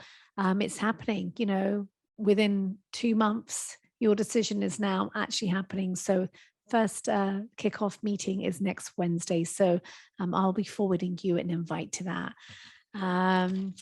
Let's see what else. Eastside Baby Corner has changed its name after many decades to Kid Vantage. I still call them Eastside Baby Corner because I just can't help it. And also, I met with St. Vincent de Paul, and St. Vincent de Paul offers rental assistance, utility, and food assistance to Sammamish residents. And it was great to meet with them. And they also have a handbook which volunteers will refer to refer people to resources. And with speaking to them, I realized that they didn't have the most up-to-date resources. So for instance, we're funding For Tomorrow and Central Cultural Mexicano that offer assistance to the Latino community, and they weren't aware of it. So we've decided that they're going to provide me with that handbook, and then I'm going to give them some input of other resources that they can possibly refer folks to. So that was kind of nice to sort of like try and, give them an up-to-date, resources from our end. Let's see what else. Sammamish is one of 8 areas in King County that now has Metroflex. I don't know if you've heard about that. It's replacing the community ride, and it's a on-demand neighborhood transit service. I don't know much more about that, but hopefully next month we'll be able to get some idea of which folks have been using it and how they've been using it. And also to all the women here today, happy International Women's Day. And as Maya Angelou said, I am grateful to be a woman. I must have done something great in another life. So my favorite quote. So happy International Women's Day to you all. So thank you. Yes. The new senior program is a big success. What do they do if they have more than 75 people? Council will reconsider. So currently now, so it's capped at 75 because there's going to be seating. So again, I just don't think we know what it's going to look like. And for now, it's capped at 75. They'll have an Eventbrite where folks can register so they as an organization know how many people to expect. And so I suppose let's just do a show and tell. Let's see what happens, and then we'll take it from there. Over 75, they get registered. Sure. You gotta find a bigger place, because really think Sammami's are gonna like this program. Yeah. I hope. I'm looking at it.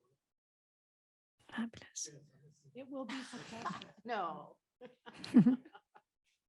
Just not be 250 people at a time.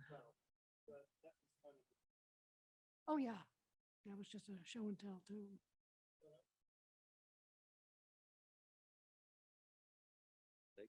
If you're lucky, you can get 100.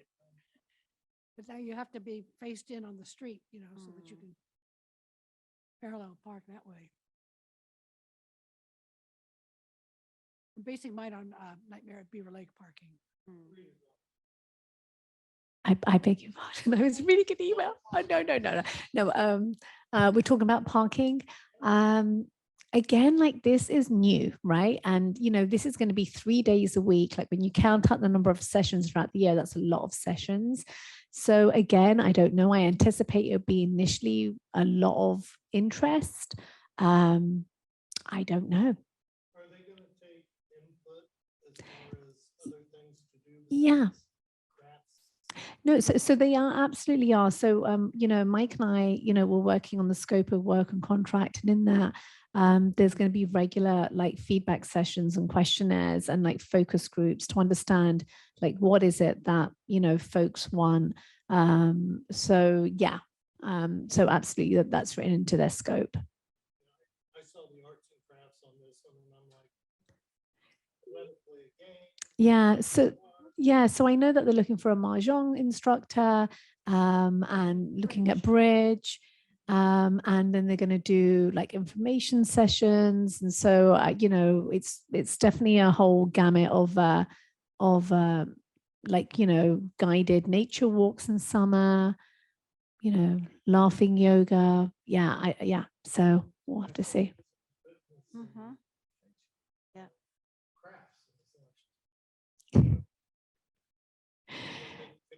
I don't know. You I might. don't know, maybe you pick up a new one. Oh, mine were horrible. Oh no, seriously, I missed that session. Oh no, I missed the pickle making. Oh. It was pretty to look at. It was- It was pretty to look at. I'll stop there. Yeah, exactly. yeah. Okay. Yeah.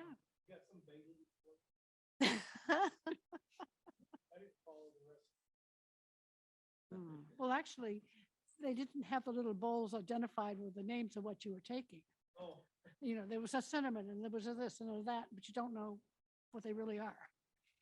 My You mixture were just was throwing all kinds interesting. of things in there and Yeah, didn't. Yeah, but it was pretty. Yeah, like- okay. A lot of cucumber pieces and of course. Okay. All right. No, that's great. Thank you. It was fun. Anything else for you, Mike? That's it from staff? Okay. Any reports from commissioners? Well, mine would be that I can see my end of doing emails and conversations. And I am so relieved. It's been 3 years of writing summaries and that. It's like, oh, but I want to help as much as they will want me to help with whatever going on at the Yeah. lodge. Yeah, I mean, That's the only way I'll get in, because I'll be the 76th person. I want to be a volunteer. Yeah, that's great. Great. We're not 3 days a week. Commissioner Gano, did you want to share about your experience? So Monday night coming up. with Oklahoma Orchestra and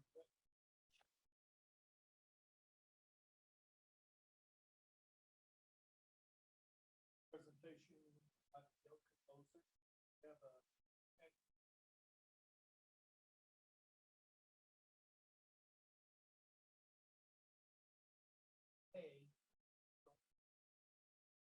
Drive to food bank. Not to be a normal.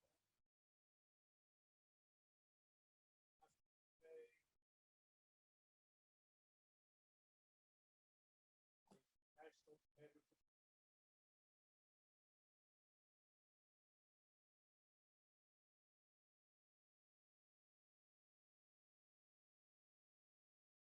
Look at the list. Look at.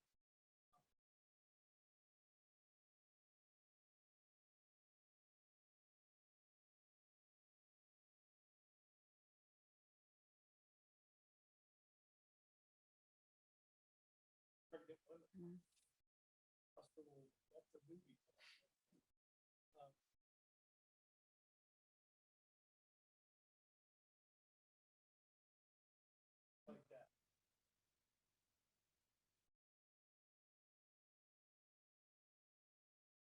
Thank you. Any other reports? I was just going to ask them, are they doing much in the mental health, kind of more holistic mental health? They are. As a matter of fact, my little brother.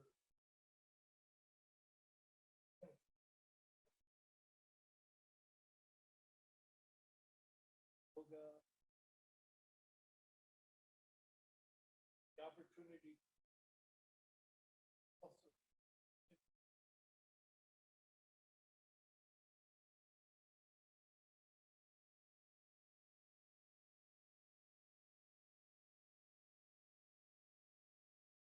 Problem.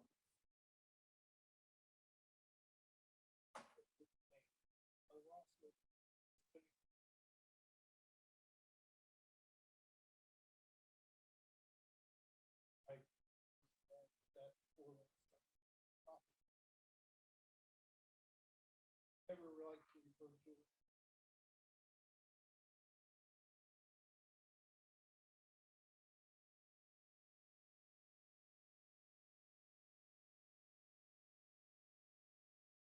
Separate waiting room. That.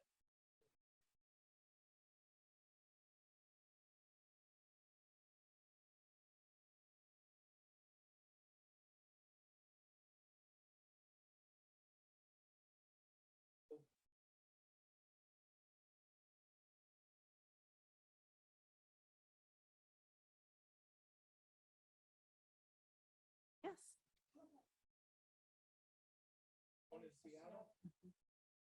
Yeah. they're-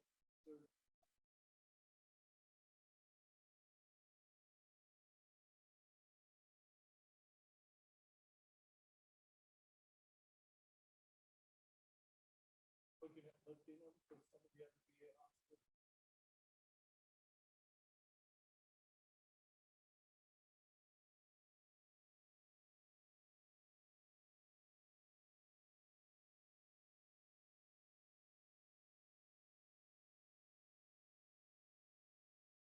Also. one-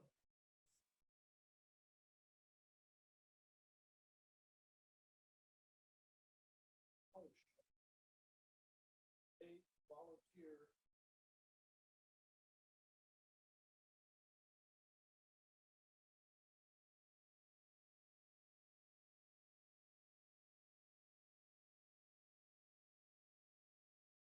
Keep that in mind. That's good information. Yeah. You want to post it on Facebook and let information, I'd be happy to I'll post send it. it. You can share it. Doesn't have to be at the hospital. But that's in the yard. Or friendly visit.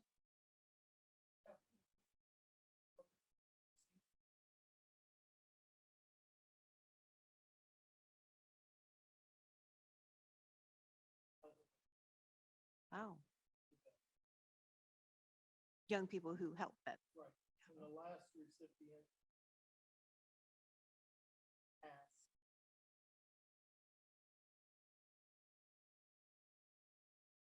What's he volunteered to be? I mean, it's typical scholarship. You want to be involved in. Right. You wanna have the grades and everything. Kind of giving back. Okay. So if anybody's interested, I'll. What the requirements. Okay. Thank you. Thank you. So the next one is the next meeting. Rita, since we're not going to have a joint meeting. Yes, and that has just been, we found that out very recently, as in yesterday. So Mike and I will work with you, Chair, to figure out what we will have in the April session. Yeah, or we could like move up one of the other topics. and then bring it up forward. Okay. Yeah. Okay. Yeah, I don't know if we could get that in time, but a field trip. Oh. Okay. So, okay. I will write this down. The Hope Link. I know that we have an agency tour with the garage in September. No, I think we're going to actually go and see the actual Issaquah because that's like really, in the state of play. So let me look into that about doing we'd obviously have to notice it. And then let me figure out with the garage or with Hope Link, what would you like to see, Commissioner Bottenberg, at Hope Link, the food? Mhm.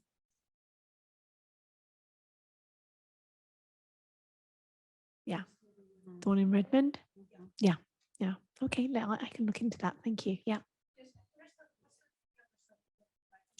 Oh, it's fantastic. Yeah. I will know. So I do. It's not at that point where I mean, in a few months, but it's so exciting. Together Centers in Redmond. It's a unique one-off situation where you have all the providers, many providers, and tons of affordable housing. It's opposite Bella Bottega, and it's pretty amazing. So yes, once that's up and running, I will definitely, have us tour that for sure. Okay, TBD. Oh, Like 200, something like, yeah. okay, put that on the list for future. Yeah. All right. I think that's everything. Do I have a motion for adjournment? I will make the motion to adjourn. Any discussion? No. Oh, yeah. All in favor? Any opposed? All right, we are adjourned. Thank you, everyone. Thank you. Anybody ever oppose?